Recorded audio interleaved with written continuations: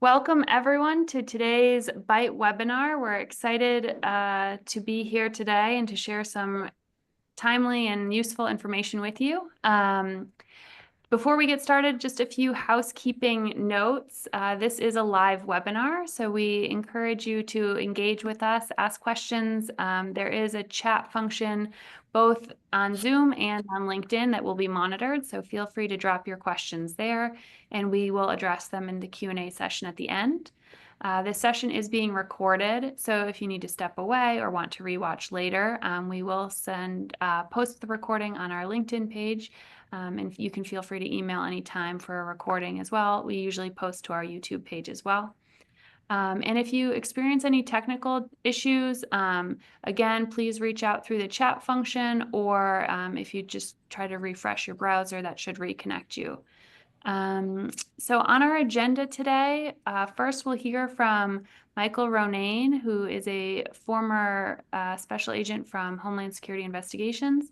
He's going to break down some of the latest tariff news and how IEEPA is starting to shape our tariffs.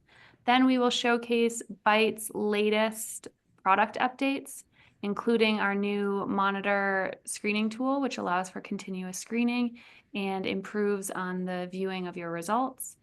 Then Tariq will walk us through what's coming next for BITE in our product roadmap session.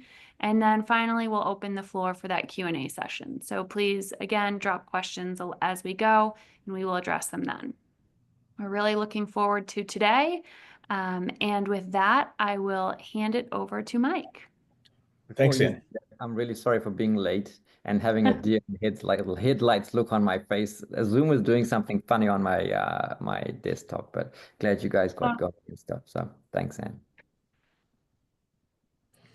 Okay, so with the new administration in place, we're seeing a lot of aggressive activity regarding international trade, to include significant tariffs levied against Mexico and Canada, additional tariffs on imports of aluminum and steel, and most recently a directive by the president to investigate reciprocal tariffs. So today I'm going to just briefly discuss some of the recent tariffs at a high level, kind of pull everything together, sort of what we've seen since the new administration's been in place, to include reviewing one mechanism President Trump has used to invoke these tariffs, the International Emergency Economic Powers Act, or IEEPA, as it's more commonly referred to. So as Ann said, in terms of my background, I was a special agent with both the United States Customs Service and the U.S. Department of Homeland Security. In addition to being a special agent, I was a group supervisor. I was the unit chief for HSI's Counterproliferation Investigations Unit, and I was the assistant special agent in charge in Boston for the Global Trade Investigations Unit. So during that time, I both investigated and supervised the investigations of hundreds of cases dealing with trade violations, to include unlawful exports, to include violations of IEEPA. So before we jump into IEEPA, just to quickly define tariffs, I think everybody knows what that is, but according to the International Trade Administration, a tariff is simply a tax levied by governments on the value, to include freight and insurance, of imported products. Tariffs are collected by the U.S. Customs and Border Protection, or CBP, as they're more commonly referred to, at the ports of entry, and subsequently deposited into the general fund of the United States, which pays for government operations on a day-to-day basis. So back to IEEPA. It was enacted in 1977 and codified under Title 50 of United States Code 1701 through 1707. And it grants the president authority to regulate trade and economic sanctions based on specifically unusual or extraordinary threats to the national security or economy of foreign or foreign policy to the United States. Excuse me. So there are currently more than 40 ongoing active national emergencies involving or invoking IEEPA. The longest standing one, which is related to the freezing of Iranian assets, was born out of the hostage crisis in 1979, and today is still in effect. So in my career, IEEPA was usually connected to export violations dealing with Iran, or other places where trade was either restricted or completely prohibited. We often charge defendants with violations of IEEPA for illegally exporting or causing the illegal export of U.S. goods to Iran, or, as I said, any other place where trade is prohibited or restricted. Now, using IEEPA to enforce trade sanctions levied by OFAC, that is typical. Now we're seeing the president directing significant tariffs on Mexico, China, and Canada in an effort to stem the flow of fentanyl and undocumented immigrants into the United States. While I don't believe IEEPA has been previously cited as the authority for the imposition of tariffs, but in 1971, President Nixon did utilize or cited the Trading with the Enemy Act after declaring a national emergency related to international monetary reserves to impose a 10% tariff on all U.S. imports. And that was in place for several months. So in terms of a timeline, what we've seen on January 20th, President Trump declared an emergency at the southern border of the United States. And pursuant to the National Emergencies Act on February 1st, he announced the expansion of the emergency with regard to Canada's role in the current fentanyl crisis in the U.S. and cited IEEPA as his authority to do so. Now, these duties included an additional 25% on all goods from Mexico and Canada, with a special provision of 10% on Canadian energy and a 10% tariff on Chinese goods. On February 3rd, an apparent agreement was reached with both Canada and Mexico to pause the tariffs for at least 30 days. As part of the agreement to delay the tariffs, Mexico agreed to send 10,000 troops to the border to assist in fentanyl enforcement efforts. And in turn, the U.S. agreed to work to stem the flow of firearms into Mexico, U.S. firearms into Mexico that are being utilized by drug trafficking organizations. Now, also on February 3rd, Canadian Prime Minister Trudeau posted on X that he would implement their more than $1 billion border plan to include enhanced coordination with the U.S. And he went on to say Canada is making new commitments to appointing a fentanyl czar and to list cartels as terrorists. Excuse me. In terms of tariffs on China, in addition to their role in providing precursors for fentanyl production, they're also heavily involved in theft of intellectual property and unlawful technology transfers. So in response to the U.S. tariffs, China took a different approach and imposed tariffs on U.S. products of between 10 to 15% on U.S. products, including coal, natural gas, and large engine vehicles. So last week on Tuesday, in an attempt to address declining domestic steel production, President Trump restored the 25% tariff on steel, increased the tariff on aluminum to 25% in a measure to protect American industry, and that will be effective on March 12th. As part of this order, exemptions for multiple countries were also removed to include Australia, Canada, Mexico, as well as the European Union and the United Kingdom to close previously exploited loopholes. Now, President Trump did not utilize the authority under IEEPA, but executive authority granted under Section 232 of the Trade Expansion Act, which grants authority to the president to adjust duties on U.S. imports that could adversely impact national security. So finally, last Thursday, President Trump issued a memorandum titled Reciprocal Trade and Tariffs to address the development of reciprocal tariffs in an effort to promote fairness. And previously, while speaking to reporters on Super Bowl Sunday, President Trump stated, very simply, if they charge us, we charge them. So now this memorandum calls for more fair and balanced trade in an effort to reduce the trade deficit by countering non-reciprocal trade agreements and to determine the equivalent of a reciprocal tariff with respect to each foreign trade partner. Previously, on January 20th, the America First Trade Policy Memo, President Trump called on various federal agencies, to include the Departments of Commerce, Treasury, and Homeland Security, and the United States Trade Representative, to investigate, among other things, the causes of trade deficits, any unfair trade practices by other countries, and called on them also to review existing trade agreements. Now, once those reports are submitted, the aforementioned agencies will be directed to investigate the adverse effects of any non-reciprocal agreements. The memorandum also states within 180 days, the director of the Office of Management and Budget will assess the impacts on the federal government based on the department's reportings and will provide that assessment to the president. So as of now, there are no reciprocal tariffs in place yet based on this new process. But as we've discussed, it's kind of a lot to digest. It may become complicated as we move forward, but for now, this situation is fluid. So really, just to conclude, there's been a widespread speculation and debate as to how effective the tariffs will be and ultimately how this will impact global trade and ultimately the U.S. economy, but only time will tell. So I'll finish up there, Ann, and turn it back over to you. Thanks, Mike. I think that was super helpful. I think when we were preparing for this too, I thought it was interesting that the one IEEPA has been in effect since the 70s. So that's a long emergency. Sure is. Sure is. So just kind of goes to show kind of the changes in policy and how they can impact. Looks like Tariq, you wanted to add something there. Oh, sorry, I was on mute. Hey, yeah, Mike, when you were at HSI, did you do any export control investigations with, focused on Iran and IEEPA? Yeah, we did. We did quite a few. I think that was really one of the that was probably one of the things we did most. We had a pretty good focus on Iran when I was there.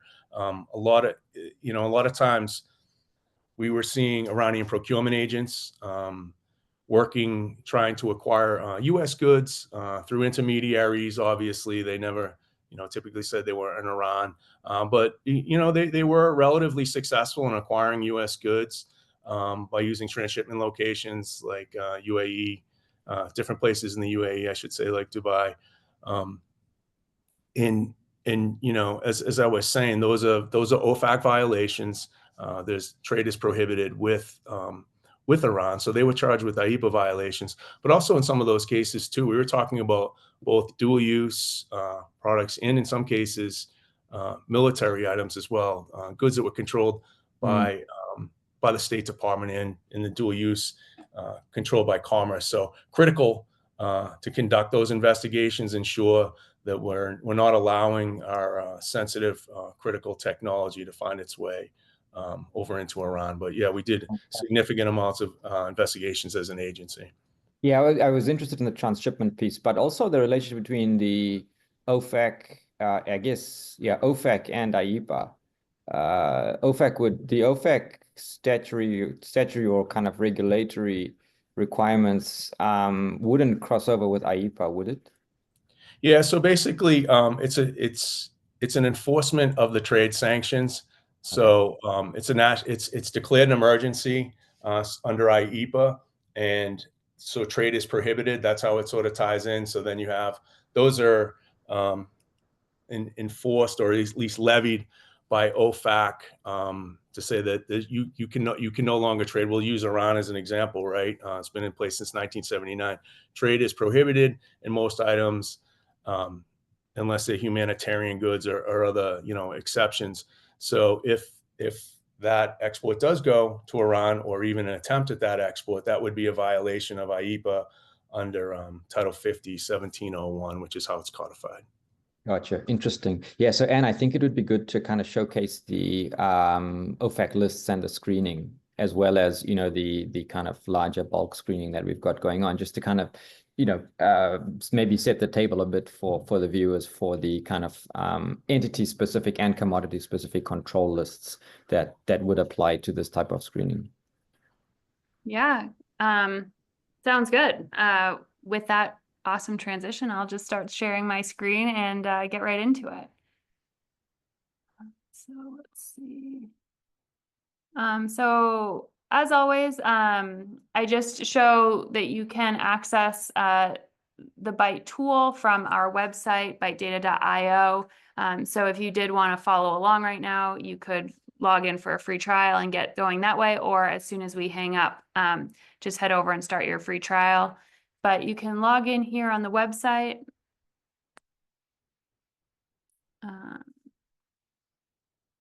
And if you do need to register, a registration would pop up, but in this case, I am a user. So opening up, I have a dashboard here. I'll go through kind of all of these actions next and go through each of these modules, but just to show the quick screening that is available. So in this case, this search screening right here on your dashboard, you can start searching there. So I'm going to search Joyson. They're a potential supplier for me. I can click enter and then I can start to explore my hits. This brings me straight to the screening module. So I will just go over to screening to start. As Tariq, you said, just to get some of my,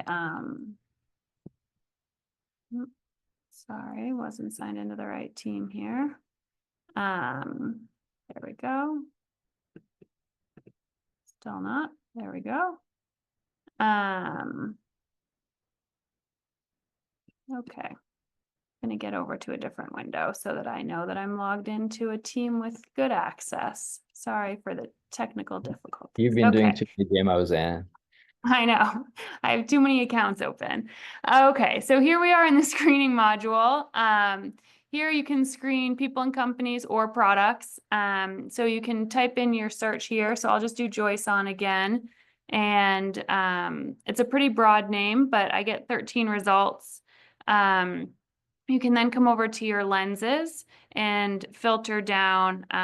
So I can talk to these at a high level, but in this case, we'll just assume that I'm focused on forced labor for this transaction. I can hit apply, and my 13 is now 4. And then I can quickly look and see, which one of these JOISONs is mine, and review the returns and why that's a hit here. So just to highlight, as Tariq mentioned, the various lists that we do have.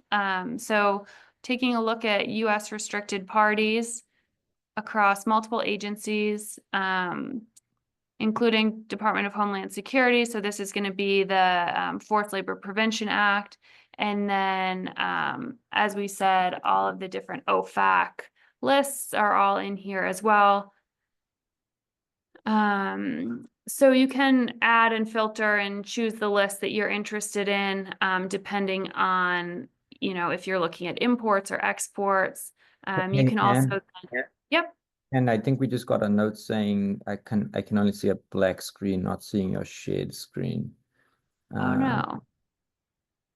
I can see the screen okay. Let's see if why don't you keep going and I'll try to see if it's still a problem. Okay. I can always try to stop and start again as well.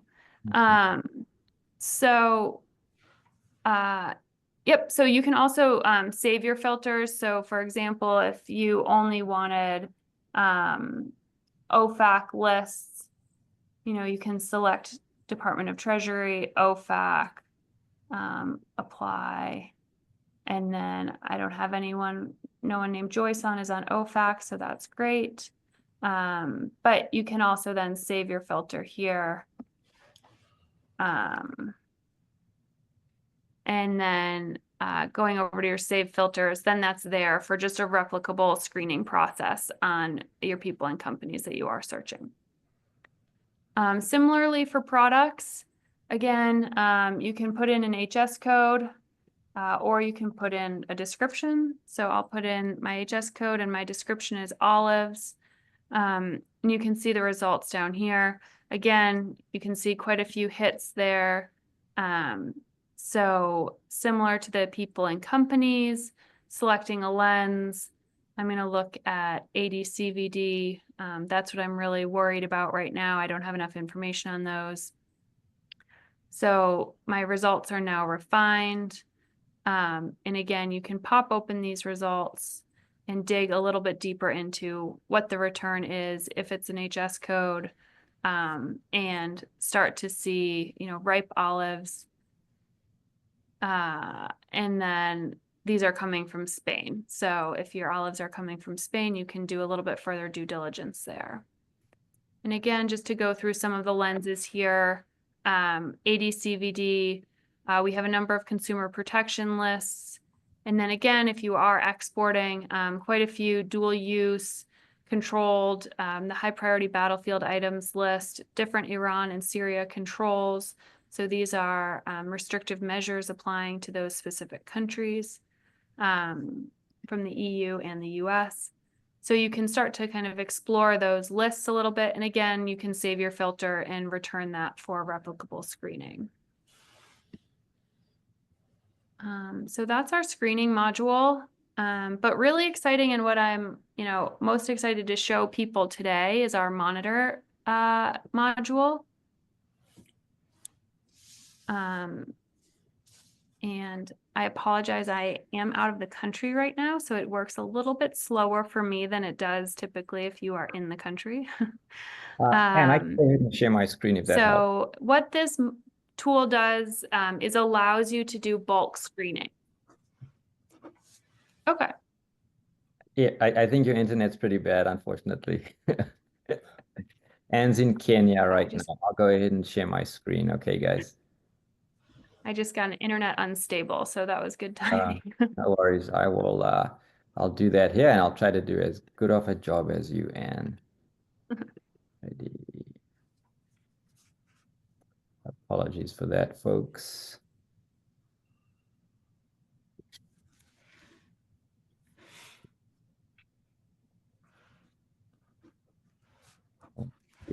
So as Anne mentioned, we've got this new module. You can go to the home screen and you can see kind of the different types of screens you can do based on a document. So what Monitor does is it essentially takes a document such as a customs form, ACE entry summary, as well as a bill of materials. You can go ahead and kind of upload that into our Monitor module.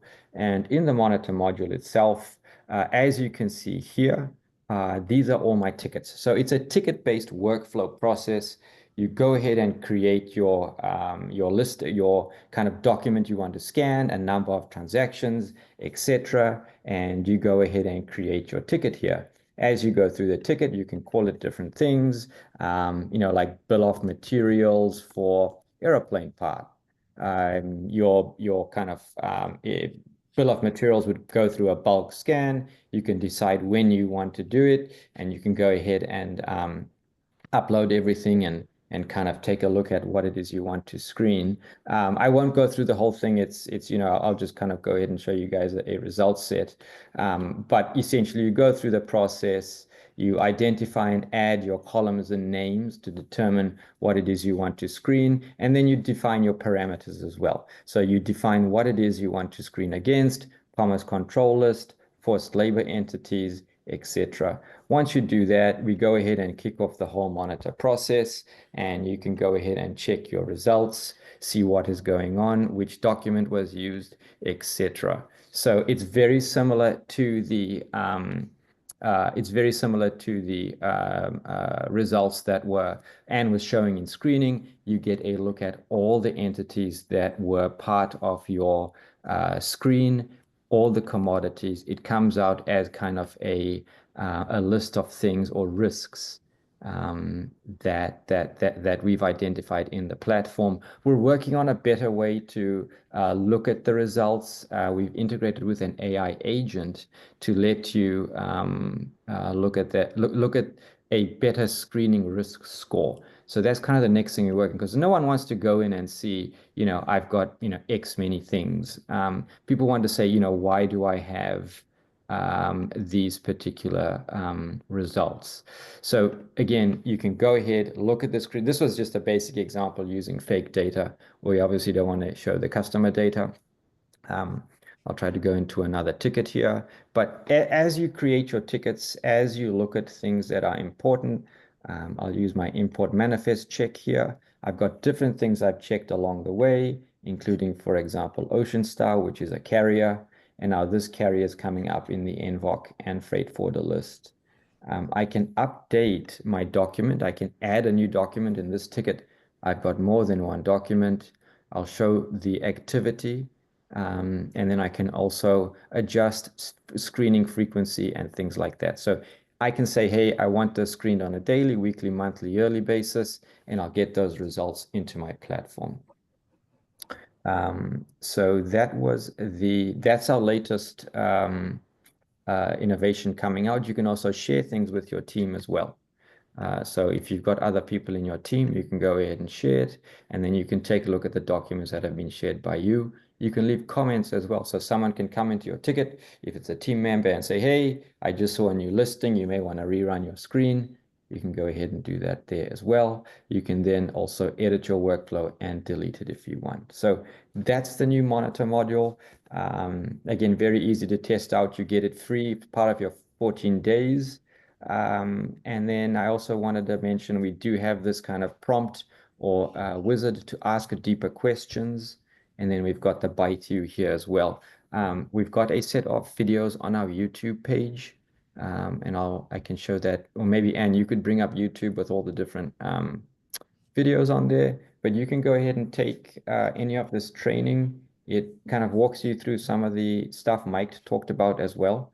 A lot of this was developed by SMEs. Here's a set of videos, and you can go ahead and kind of take some of these courses pretty easily. So from a tracking perspective, from a data perspective, bringing it back to IEEPA tariffs, things like that, our lists are updated on a daily basis. So I'll use commodities as an example. Actually, let me show you guys another module here that's pretty cool. So I'll go ahead and look at the high-risk commodities. So these are all the data sets available on Byte. You can go into the datasets module. You can go look at the high-risk commodities here. And in this module, we list all the HS codes in Schedule B. I'll bring up the tariff here. So you can look at, specific things. You can search specific commodities as well. And I'll then go into the lens module and show you how you can see the latest ones. But if you are looking at what's been updated, what's the latest thing, you can either go do this kind of larger search, or you can go to our screening module and you can pick out a lens. Let's say it's, let me go to commodities actually.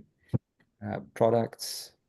You can pick out a lens such as, we use the nomenclature here.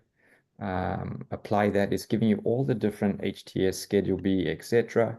And then you can put a date filter on here. The date filter, you can go back a week, you can go back 2 weeks, you can go back however long you want to see what's changed on these different regimes and schedules. So it's a good way to keep up to date with everything that's changed in the past few weeks even. And then in the ticket itself, we go out and list the regulation. So in this case, a specific Europe tariff related thing. So you can click on that and go out to the regulation. So that's just a quick overview. We don't want to kill you with our marketing. But Anne, was there anything I missed here?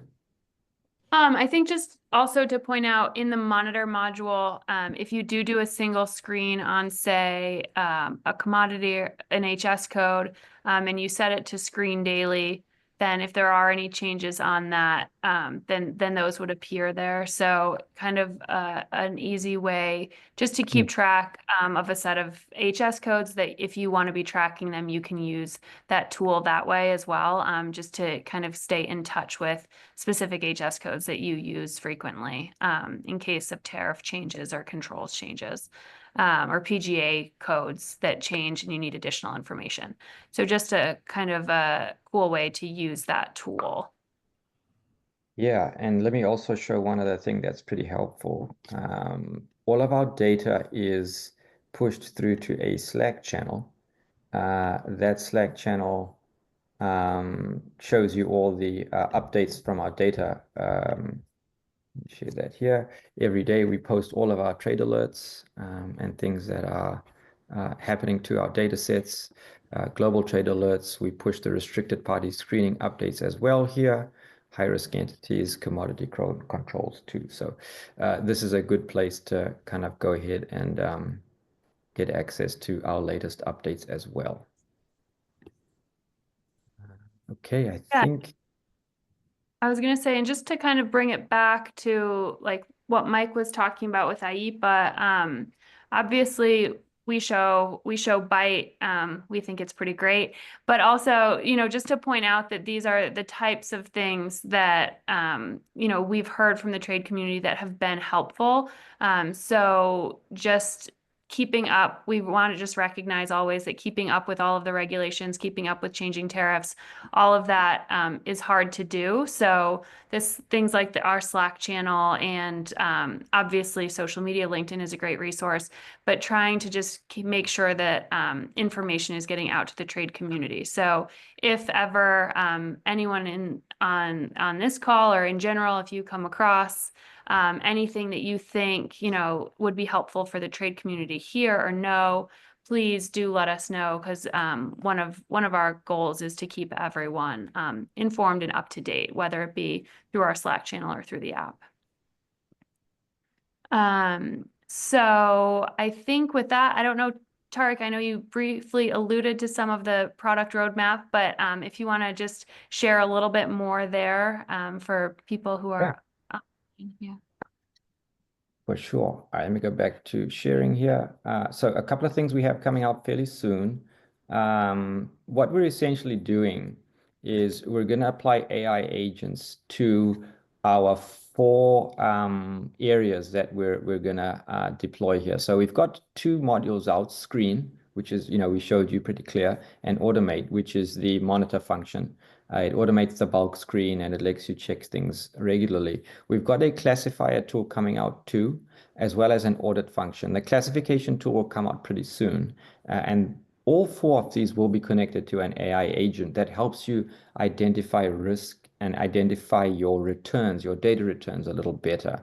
I'll kind of I'll just show an example of where we've got some of this work happening. Obviously, AI classification is an interesting one, but we've got we've read in the customs book, the essentially the tariffs and stuff like that, and so this starts to be an integrated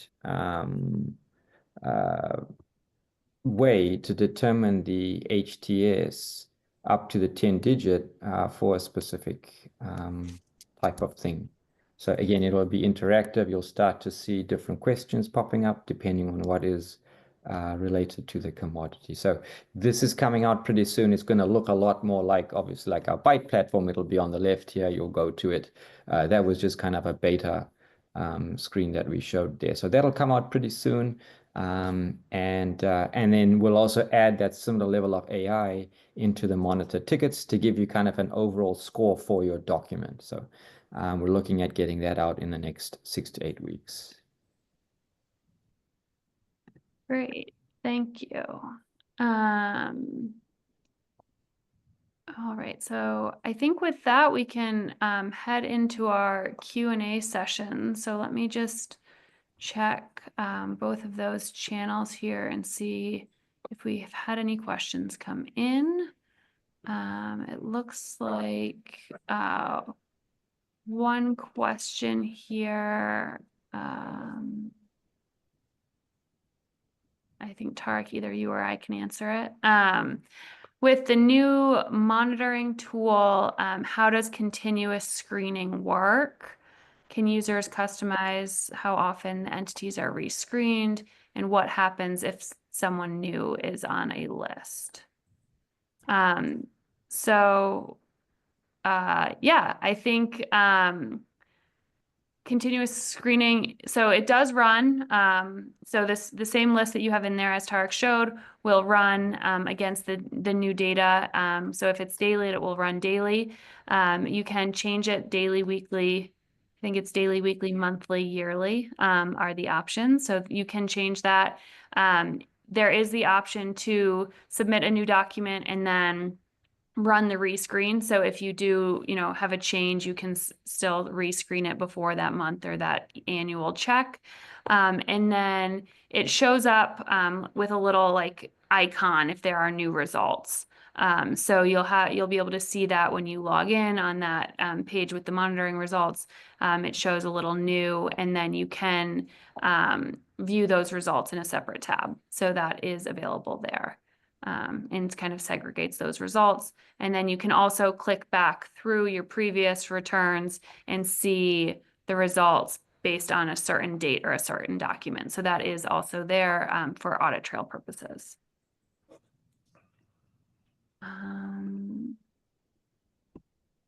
And I don't see any other questions right now.